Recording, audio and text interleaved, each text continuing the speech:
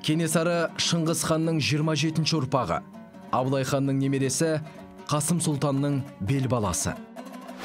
Зерттеуші тарихшылар Кенесары Қасымұлын талантты қолбасшы, аса көрнекті мемлекет қайраткері деп, Ресей ғалымдары қазақ даласының Митридаты деп жоғары баға беруінің себебі неде?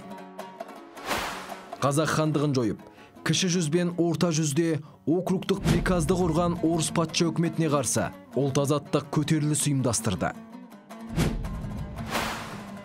Бүкіл 300-ді бір тудың астына жинап, 20 мыңдық әскер құрды.